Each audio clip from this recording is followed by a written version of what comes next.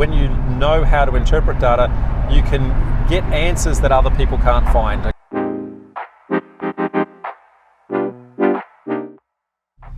Thank you, Rob, for accepting my invitation. Thank you, Dan. Pleasure, mate. I have to tell you something that I probably didn't tell you until now.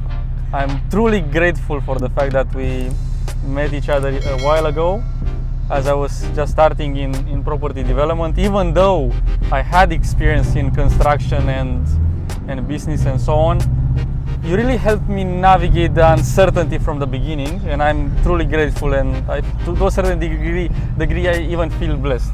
Thank you, my friend. That's worth another handshake just for that. Mate, you've been a model student, right? So that you get the results from the effort that you put in, and I'm quite proud to have you as a student in the program, and now an alumni, and I can't wait to see where you're going with your journey, mate. And yeah, big things are ahead.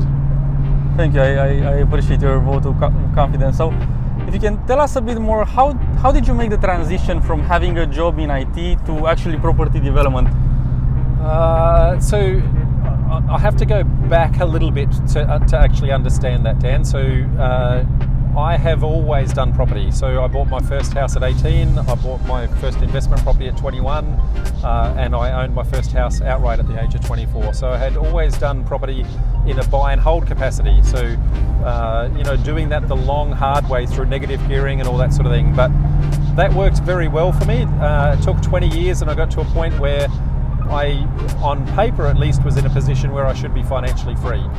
And then, unfortunately, I got divorced and things happen where you have to sell all your assets, and I had to start again. And when I started again, I didn't want to wait 20 years to do it the second time. Okay, that was really important to me.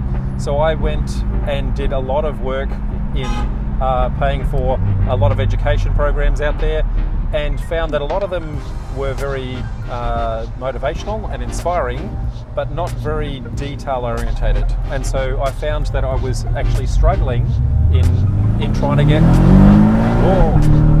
nice pickup. So I was actually struggling to get ahead, and we got 5 mates sitting around my kitchen table that all had the same attitude, and that was, if we can help each other, then we can all progress and proceed together. And that served us well. We all did well in our own individual ways, and as one mate invited a mate, that kind of then created what is now 11,500 people in our property development network. So that kind of got me on the journey, okay? Whilst I was on the journey, I was working part-time like a lot of people do when they start out, but I had a go big or go home type attitude, right? So I wanted one big project that got me out. So I put everything that I had into my one deal, and I was quite fortunate that one deal earned me $1 million in equity in assets that I retained, and generate a 241k passive cash flow out of that. Wow. So it's a nice, big bang go. Now, do I recommend people do that? No. I was very foolish. I made a lot of mistakes in doing that. I did it the hard way, and what I've learned since then is to do things a lot better and a lot less risky. And so that's a lot of the things that I teach you and the people in our community, mate. So now if we can maybe go a step further, I see that first of all, your program is probably the best program about property development, helping people go from 0 to 1. But I'm wondering, where does this drive come from? What motivates you to focus on teaching others? Well, I'll admit that at the start, it was very selfish and very inward, okay? It was all about me and my deals getting ahead and me succeeding, okay? So that's how I started. But on the way, as we started to run the network, and as people started to come and join and ask me questions, I found that it was strangely fulfilling to try and help others succeed. And I had gotten to the point where I was financially free, but the other people were struggling, and I knew that if I could bring people along the way, I'd have people sitting beside me that it's very lonely at the top of the mountain. So why not go a little bit lower on the mountain and bring a few people up, and then you can fit a lot more of you around. So that was the methodology, and I found that I really enjoyed seeing the transformational change happen in people, mate, and see when they are really, really struggling, and then that light bulb moment happens. When that happens, it does something for you inside, mate. And if you make it all about you, then life is very hollow. But when you make it about others, life is very, very rewarding and very fulfilling. So my measure of success is not how much money I've got or how many toys I've got. My measure of success is how many people turn up to my grave. Who's going to turn up to my funeral? And I'm blessed in the number of people that I'm comfortable will actually turn up to that. That's a very interesting approach. Now, I know that we both share a passion for something within property, which is data. Yes. Can you please tell me a bit more about how you sort of go on about data and how do you leverage it, and also maybe a few words about some exciting projects that you have in the data space? So firstly, a lot of people don't realize that my former career was in IT. So I did 20 years in IT and designing very large multi-million-dollar data solutions for people. So I understood the value of data, and that the use of data could actually, when you know how to interpret data, you can get answers that other people can't find, okay? So you can see patterns and see trends and all sorts of things. So, and by modeling that data, you can almost predict the future. Now, you can't genuinely, we don't have a crystal ball, but with a high level of accuracy, we've got a fairly good idea of what is actually going to happen.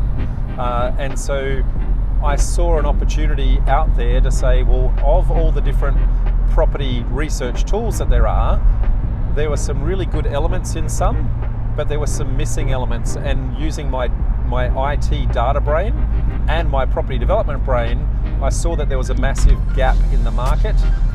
And when the opportunity came about, I guess, to create the products that we're about to launch, which is called National Property Data, when that opportunity came up, I saw the opportunity and jumped on it with gusto. Beautiful, beautiful. So I feel like in Australia we are very lucky to the level of access that we have to data. For example, in Romania there is almost no data about property, almost. And with that being said, I'm wondering, I feel like a lot of people don't understand the value of leveraging data. And can you give us a few examples of creative ways in which data can enable you to get a better outcome in property development or investment? Well, I don't want to give away all my IP, but just at a very conceptual layer, okay, trying to see, data will tell you how many opportunities exist in an area. Data will tell you what the buy price is of a raw site, what the sell price is of a finished site. Data will, knowing what a typical cost of a project is, you can work out within a balance of probability what the profitability is going to be. You can start to see where populations are migrating to, so you can see where trend is going for supply and demand. You can see the kind of product they're creating to go, what kind of demand do I need to create? And when you start to add all of those things together, so individually they're great data tools, but when you combine them, now all of a sudden what you've got is, okay, I know exactly what to create, I know where to create it, I know when to create it, okay? I know what price point I can sell it for, and I know what profit is likely to be actually in that deal. Now, I'm in a very lovely car that can go very, very fast, and we're about to go past a traffic speed camera, so I'm going to behave myself momentarily. And once we're out, let's see what this bad boy can do, hey? There we go. Yeah, mate. So seeing patterns in data with practice. It's like the Matrix. You can see pictures in there, and it's an acquired skill. But I guess get it right, and yeah, great outcomes. So I'm wondering. I feel like data is the future in terms of sort of guiding you regarding your property investments. Where do you see this sort of data movement and big data being in 5 or 10 years from now? Do you feel like people will be buying properties just through an AI software guiding them? What's the future in your vision? There's probably a couple of different answers to that. So firstly, we need to understand that people buy property for different reasons, okay? So some people buy it for cash flow, some people buy it, I guess, for capital gain, other people buy it for lifestyle, okay? And people like yourselves and myself, we buy it for the ability for us to manufacture growth. And so each one of those use cases will have a different requirement for that data, okay? So for some of those, I think that there is going to be, I guess, very good predictive tools that are going to be able to model really well, I guess, high growth areas for things like cash flow and capital gains. But for things like manufactured growth, there is still the requirement for, I guess, a human to interpret the data. Now, 10 years from time, that might be different, but for now, there's opportunities that present on a site that it's very hard for a machine to try and to see all the permutations of that, at least at this stage. Now, over time, we hope to change that. Yeah, I feel like definitely data is probably one of the most undervalued sort of resources that you can leverage in real estate to achieve better outcomes. Can you give us a few examples of what was your best development in terms of maybe annualized return or the outcome that you got, and maybe something that didn't go quite well in one of your developments and how you process that? There's probably hundreds of different examples of stuff that you could try to draw on, but I'm going to say, in trying to go on journeys like what we're doing it by ourselves is very lonely. When you go in with people, the lessons that you learn out of that is the permutations of the person, right? And sometimes different personalities can add challenges to a deal where the deal itself was actually fine. So I've had lots of interesting examples where we made money, absolutely, no problem with that, but we could have made more money if it wasn't for things like the personality challenges and the like. And I've learnt through, I guess, a lot of mistakes on behalf of myself and also equally on behalf of the other person where we didn't quite gel right, how to better operate, I guess, when working with others. Yeah, that definitely makes sense. People are complicated, but they're also one of our best resources. Absolutely, yeah, and every single one of us has a different perspective and a different view on the world, and that's all to be valued, but our perspective is tainted by our limited worldly experience. And so if we have a small limited experience, then the answers we can come up with is quite small. When we combine forces, your experience and my experience, that now becomes a more powerful force if we can harness it, because you'll come up with an idea I wouldn't have, and then I can come up with an idea based on your idea that you didn't come up with. And so that masterminding process, that is actually the foundation of those 5 people around my kitchen table right at the very start. So it's funny how we kind of loop around. Yeah, definitely. What would you recommend somebody that is thinking to start into property development to go from 0 to 1, and to somebody that is already doing it to go from 1 to 100? When you say 1 to 100, you're talking about like 100 properties? Scale up. Scaling? Scale up to the big guys level. So I'll start by saying you need to scale if you want to actually succeed, okay?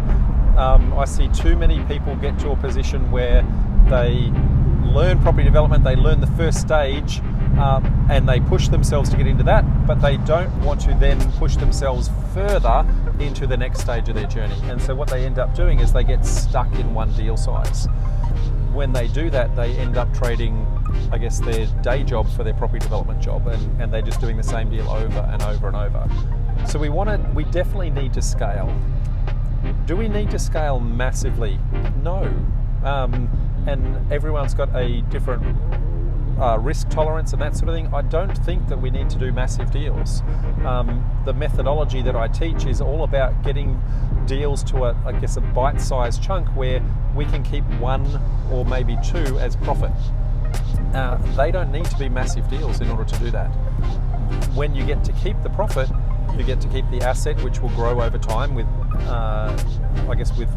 the natural market growth, and you get 100% positive cash flow, and that's really the outcome we're after. As property developers, what we're really doing is becoming property investors who happen to manufacture our stock at a wholesale price. And it's really, that insight has come from doing the 20 years of property investment at the start, where I recognised that passive approach is really the outcome we're after. If we stay as developers and we keep working, then we're not free. Yeah. So, that's the ultimate outcome. We all want to be financially free. Now, what is really interesting is it's not that hard to become financially free. Most of us don't really understand the definition of what financial freedom is, and we get mixed up because of the fact that we are sold on this story that it's the big fancy car and it's the big house and it's the lavish lifestyle. Those things are really good, but that's not financial freedom. Financial freedom is having enough passive income to pay your debts, okay?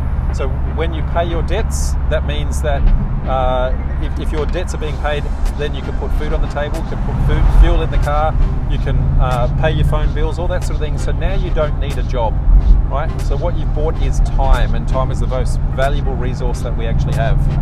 It's the only thing that we don't make more of. Yeah, I remember that if you count the seconds, I feel like we each are probably born with roughly 2 to 3 billion seconds. Yeah. And we just need to see how we can leverage that in getting more dollars per each second that we... But then, how much money is enough, Dan? At some point, you get to a point where you go, I'm comfortable. I'm in a really nice house. I've got a nice passive income. I don't need to work. I can go on my nice holidays. When is enough enough? That's, I feel like each of us needs to answer that for themselves. Yeah. Maybe some people are happy millionaires, maybe some want to become billionaires. It just depends on your definition of success and what you feel like your purpose is. So my definition of success has changed from where I first started, because I used to be the one who wanted the money and the trappings and that sort of thing. My definition of success now is how many people can I help along the way, and that's a legacy that I will leave well past me, because if I can teach someone like you, you're going to then go help your family. So I'm not impacting you, I'm helping you and your wife and your kids and their kids, okay? And then you're going to tell your friends, your family, and you're going to show them. So when I change one person, I'm really changing over time a community. Yeah, and if you look really further out, like 50, 100, maybe 200 years, the impact is, because of the compounding effect, the impact is huge. Well, for those who don't know, I've got a lot of bionic bits. I've got titanium and battery packs and electrodes in my spinal cord. I could last 200 years. I don't think I'm going to. It's not my concern. So it's I would be very happy if the impact I can see within my lifetime, I can actually see that change. That is enough for me. What happens after I'm gone, I'll leave that for your children and their children to work out, mate. Beautiful, beautiful. So now, with the benefit of hindsight, what advice would you give your younger self? Maybe yourself 10 years ago, maybe yourself 20 years ago? So it's interesting that I have the knowledge to have done things differently back then, but I only have the knowledge because I did it the way I did. So would I change anything? No. If I knew what I knew from the beginning, would I do it different? That's a different answer. Now, yes, I would. I would be working on manufactured growth. So being able to force value onto property through my own knowledge and skills and effort. That way we are creating stock at wholesale prices, not retail prices. That I think is the key to accelerating. Okay, and then my magic formula of buy 6, sell 5, keep 1. Right? Nice, simple, easy formula that is going to get proceeds that are kept as stock that are going to be the gift that keeps on giving. Work hard once and receive for a lifetime. I'm planning to potentially improve your formula. Let's turn the camera off. Let's don't tell anyone. With one of the latest developments that we acquired. Our plan is to fundamentally build 4, sell 3, and keep 1. We'll see how successful we were going to be. So that 6, keep 1 is based on a stereotypical 20% profit on cost. Okay. Yeah. Now, if you can get a project that makes more profit, then absolutely you can do that exactly with what you're talking about. But I'm trying to teach people how they can do it with low risk type deals, where they're not having to, I guess, go and find the really rare deals that might not exist everywhere, but how they can do that with regular everyday deals, right? And it can be done, and it should be done. Yeah. Now I'll ask you probably a more complicated question. What is something that you believe in that almost nobody else agrees with you on? The Peter Thiel question. Well, it depends on who the almost nobody is. Like if you you talk about family, like family aren't necessarily as risk averse as I am, so they don't believe that what I'm doing is a worthwhile cause. So when you start to talk about beliefs, that impacts on things. From a philosophy point of view, it's probably the fact that I look at deals opposite to everybody else. Okay, so I don't look for a reason to keep a deal, I look for a reason to throw it away. And by throwing it away quickly, I can look at more deals in less time. So then I can find the gems really fast. Most other people look for reasons to keep a site. Okay, by looking for reasons to keep a site, you burn a lot of energy trying to force the deal to actually work. And when you're trying to force the deal to work, quite often you'll spend days or weeks trying to get it to work, and then all of a sudden you give up because you just can't work it out. Whereas in the meantime, I've probably looked at another, 50 or 100 sites. So that's the primary difference, is the philosophy of looking at it backwards. Yeah, that's something that's definitely worth replicating. So, Rob, what would you advise somebody that is considering property development but has no money? So, firstly, your lack of resources should not stop you from being resourceful. Okay, money is absolutely needed to do a deal, but it doesn't need to be yours. And when you start to understand the different ways of controlling a property, there are many times where you can make money from a property without ever owning it. We've been indoctrinated with this philosophy that we have to buy it with traditional revenue streams, and have I got serviceability to buy this particular property, and have I got deposit? By having that limited thinking, it limits the number of solutions that we can actually come up with. But when we go, hey, I've got no money, now we have to be very resourceful and very creative in coming up with a deal. How do we work with the landowner? How do we work with someone who has some money but doesn't have the time or the skills? How do we find creative ways to give the vendor selling you the property a bigger return in exchange for time? When we start being creative like that, it's amazing the deals that we can do with very limited resources. Sometimes there are people in our network that are making hundreds of thousands of dollars with no money in at all. So it is absolutely possible. So my advice would be, learn that there is more to learn, and have a thirst for hunger for how do I do that creative approach, and manufacture money out of thin air. Yeah, I feel like that's probably potentially one of the biggest takeaways from educating myself through your course, like I learned that there are so many ways you can be resourceful, and yeah, you can just not limit yourself to the amount of resources that you have available. No, like through delayed settlements, joint ventures, option contracts. There are so many ways to do it without limiting yourself to the amount of resources that you have available. Correct. And don't make it about you.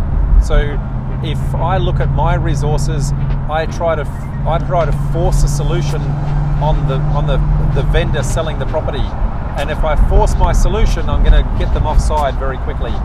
Instead, I want to listen to their needs. If I can listen to their needs and understand what's the problem I'm trying to solve. Now, when I know what the problem is I'm trying to solve, now I can start to offer them those creative solutions that help them with their problem and then give me the outcome that I'm actually after. Because most of the time there's 2 or 3 ways that we can put a deal together, and we don't want to constrain ourselves to just that one way of thinking. Yeah, that definitely makes sense. What's your dream, Rob? What's that one thing that you are you can wake up at 3 a.m. in the morning and feel motivated about? What's my dream? Yeah.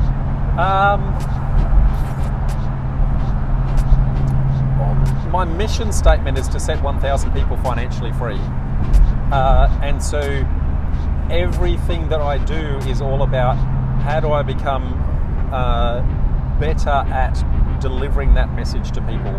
How do I distill the information down in a more simplistic way so that it's able to be received a lot better. That's my dream, mate, is to set the 1,000 people free, because I know that, as I touched on before, I set them free, they're going to then set the other people in their family free, and that's the dream. Beautiful. That definitely sounds like you really found your purpose and you live a purpose-driven life. It took me a while to find it. When I went looking for it, it wasn't there. But when I just waited for it to come to me, that's when it arrived. Now, closing our conversation, do you have any call to actions regarding the exciting data project that you're working on? Absolutely. So National Property Data is the product that we're working on. We are trying to amalgamate data from many sources. So if you have some data out there that you think is valuable in order to be resourced or mined, we would be very interested in actually having a chat to you. If you're looking for an investment in the future and where we're taking the product way beyond what other market competitors are actually doing, we'd love to have a chat with you as to about how you can actually become a foundational investor in the platform. Beautiful. Now I have a sort of a personal question. Do you have any idea what would be the price to buy RP Data's whole data set? For Australia, I mean. For Australia, I don't know, mate. But what I do know is RP Data right now, because they're I guess an American-based business that have a very international flavour, they're currently for sale for $6.9 billion.